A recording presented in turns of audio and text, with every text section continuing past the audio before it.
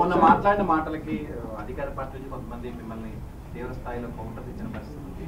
దానికి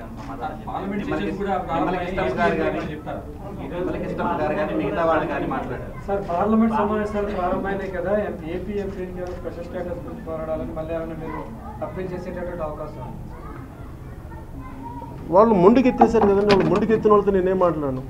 మొండి వాళ్ళు రాజు కంటే బలవంతులు అంటారు కదా.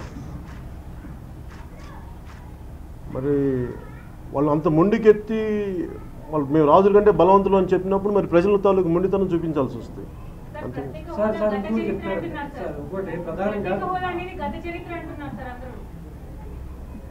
అంటే మీరు ఒక మాట ఇచ్చి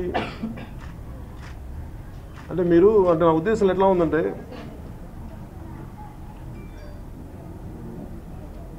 ఇప్పుడు పార్లమెంట్లో మీరు చట్టాలు చేసి చట్టసభలో అసెంబ్లీలో కావచ్చు పార్లమెంట్లో కావచ్చు మీరు చట్టసభల్లో మీరు చట్టాలు చేసి ప్రజలను పాటించమంటారు.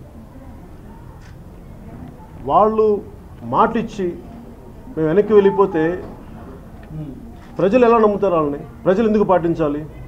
మీరే వెనక్కి వెళ్ళిపోయినప్పుడు ఇలాంటి తిరుగుబాటు ధోరణి ప్రజల్లో వస్తుంది.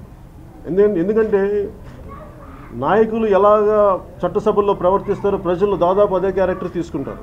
యథారాజా తథా ప్రజలాగా లీడర్స్ తాలూకు క్యారెక్టర్ని ప్రజలే తీసుకుంటారు. ప్రజలే నాయకులే దాన్ని పాటించినప్పుడు మీరు రేపొద్దున మీరు చేసే చట్టాలని మేము ఎందుకు పాటించాలని ఒక తిరుగుబాటు ధోరణి ప్రజల్లో వచ్చే డేంజర్స్ ఉన్నాయి. అందుకనే చాలా వరకు మనకు అంత కొంచెం ఇష్టరాజ్యంగా ఉంటారంటే మన నాయకుల లోపం కూడా ఉంది. అది మరి వాళ్ళు నిర్ణయించుకోవాలి. Please subscribe. Please do subscribe. Please subscribe. Please subscribe. Please subscribe to our YouTube channel.